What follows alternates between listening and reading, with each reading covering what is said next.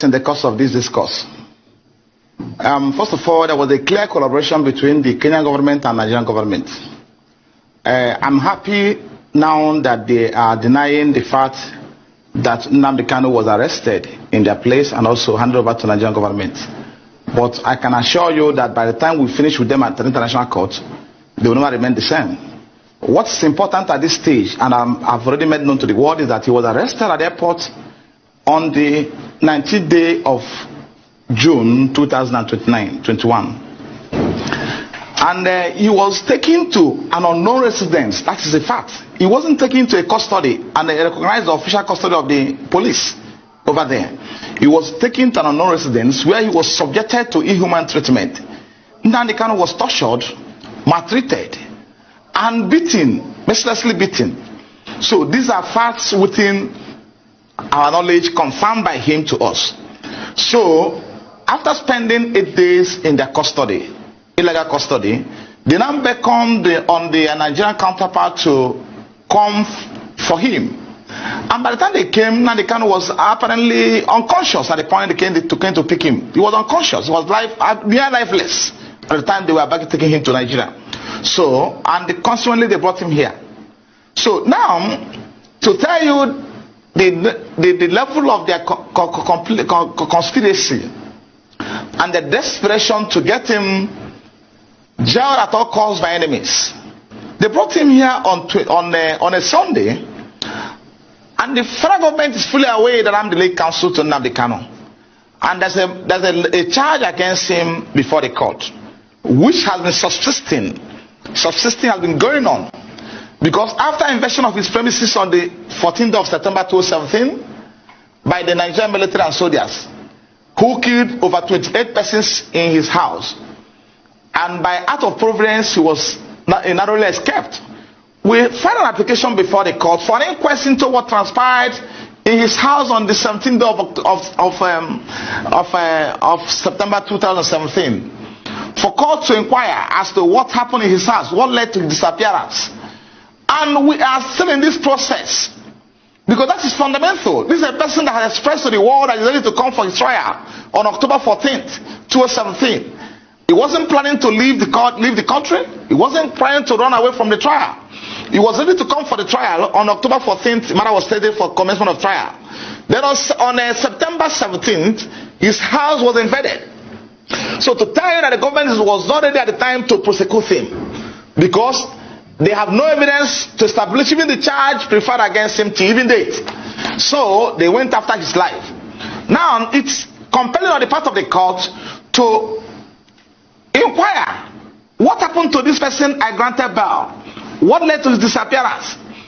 Then surprisingly, on the 28th of March 2019, when the matter came up for sureties to show cause why they will not be committed for contempt, why they were unable to produce Nnamdi Kanu, that was the proceedings of that day. The court gave an order revoking his bail. Then we said no, because the court should be bound by its records.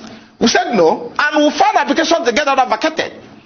Since 2019 to date, the matter had severally come up before the same court, and the court was not inclined to hear this application to vacate the order.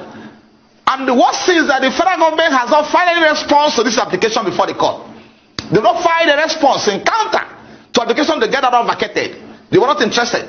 What they are interested is to how to get in Nnamdi Kanu at all means available to them. So now he was brought into this country on Sunday after being detained, maltreated, subjected to all forms of inhuman treatment, and inflicted with severe injuries on account of handcuff that lasted on his hands for over 4 hours till before he was brought to court. And you can see him on handcuff in court on that day. Those injuries are still there, and a number of medical issues he's having today on account of what was the kind of treatment that was meted out to him. So they took him to court on a Tuesday. Labaran, Tribal Labaran, who is the counsel that was in court on that day representing federal government, is fully aware that the Sifai Ejiofor is the lead counsel in this matter. And I've been in court with him in all cases affecting Nnamdi Kanu and IPOB. He never extended the courtesy of informing me that my client was arrested was abducted, because in this case wasn't arrested. So but when we get to that bridge, we'll cross it. He was abducted and kidnapped from Kenya and brought into this country. So now he didn't feel it confident, didn't see it confident or didn't appropriate to inform me that my client was arrested and being brought to court on Tuesday. So that shows there's a collaboration between the government in question, as we stand today, and the people who were appearing before them. Because if at all there was any element of iota of transparency what they're doing, is compelling on the part of the AG, not the lawyer representing the Federation, to inform me that they are coming to court on Tuesday, so I can come to court and see my client. I don't know what happened, and this is quite frankly what happened. So on Tuesday, took him to court, and the court asked them, "Where is Barrister Jofor? Is he not in court? Was he not informed?" They said no. They arrested him and brought him to Abuja on Sunday, and he's called today. So now there's an underlying fact that my client will not get fair trial in that court. That's settled.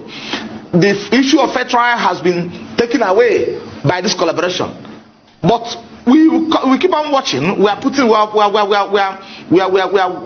to see them in court. So that is what happened as of today. I've seen him, and he has given me every information and detail about what transpired in Kenya, how he was arrested, how he was taken to a non-destination, and how he was maltreated, how they nearly killed him over there. And it's obviously from what he told me that it was at the behest of the federal government that they were doing those things. So until when they beckon on them to come, these are against an obvious infraction to all international laws and treaties. So, but at that level, we're addressing it. We're going to address an international court at that level. So let me concern myself what's happening in the country. So it's obvious from every indication that my client will not get a fair trial in this court. Obvious. Until when the contrary is established. And now, Kanu was manded in prison custody. Let me underline this fact. Long before he was granted bail, he spent over 2 years in custody before he was granted bail. The court itself is aware that he was in prison custody before he was granted bail. And at the point he was in prison custody, there was never at any point in time made any effort to leave the prison without the judicial process. Now they remanded him in DSL custody, where they made it near impossible for his relatives. He is under a debilitating health situation. He has a medical condition that needs to be addressed as quick as possible, because it's only a living that can face trial. So this I can stop at this time. You will recall that on the day he was taken to court, that was last week Tuesday, Kanu was allowed to address the court because I was not in court. I was not in court. So that enough shows you that's a problem. Kanu is not a lawyer, and he has no competent to address the court. He must address the court, because if needful was done, I would have been in court to address the court, and also apply to the court that he should be remanded in prison custody. So that is a clear violation of his constitutional right to a fair trial. So because I was not in court, he was allowed to address the court. So that shows you that there is more to it than meet the eyes. Because Labaran has my number. The office of AG has my number. They have simply put on a call across to me that they've abducted, whatever they call it, they transferred it as my client somewhere in Kenya and brought him to here. And I take him to court on Tuesday to continue his trial. Then I'll be in court on Tuesday. And I also convince the court on the reason why he should be sent to prison, to correctional center. But in this case, the court allowed him, which is abnormal, which is unethical, allow him to address the court. Why should court be asking him why he don't know when I'm not there? We have an application before the court which contains his affidavit on oath, deposed before a commissioner for oath in Israel, stating the facts of what transpired in his house on September 14, 2017. How he nearly escaped death. How he was ready to come to court on 14th of October 2017 to face trial. Then this are before the court, and court never entertained it. Court never entertained it. These are record black and white before the court. Court has never entertained this application before the court. So I will be craving the court or at any adjournment for the court to hear it, because it's fundamental to his fair trial, to the right. The court will hear and understand what transpired in his house. That's very fundamental. Then the court is now allowed to address the court on this fact, which are already before the court. So that's area why I'm entertaining fear that he will be granted a fair trial in this court. So now, coming to what happened in court, the matter has now been adjourned to 6th of October, to 6th of July. Let it be clear to everybody. You never jump bail. Because if the federal government was serious about prosecuting Kanu, if they are serious about prosecuting him, they will allow him to come to court on September 14th, 2017, October 14th, 2017, to face his trial. Are you telling me that soldiers that invaded Kanu province are not from Abuja? Are they acting where they acted under the instruction of someone in Abia State? The answer is no. They came from Abuja. They have the instruction of the federal government to go to his house. So, and they are fully aware that Kanu was scheduled to be in court on October 14th. And in one of his broadcasts prior to the invasion of his premises, he told the world that he's coming to court with over 1 million members of IPOB. He informed the court told the world. So why didn't they allow him, if they have any case against him, to come to the court on October 14th? Probably at the end of the proceedings, they will arrest him. So he never jumped back. This is a person, okay, assuming without considering to the fact that they succeeded in killing him on 14th of October, on September 14th, when they invaded his premises, will we be talking about his trial today or not? The answer is no.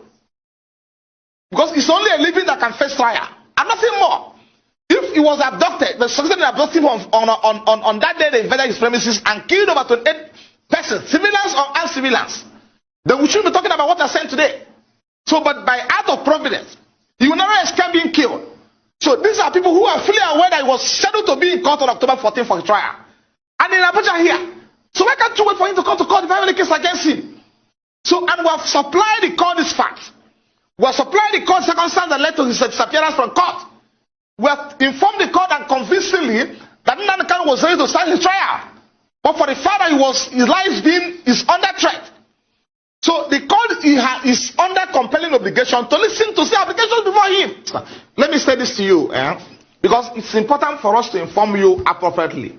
And whatever I'm saying to you today, I will furnish you with documents to that effect, black and white.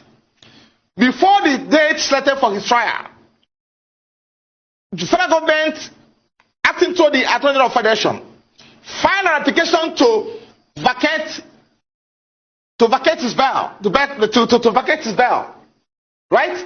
On the premise that he has violated his bail condition. This application was filed in black and white and served on me. And I responded to that application because it's a matter for court to decide.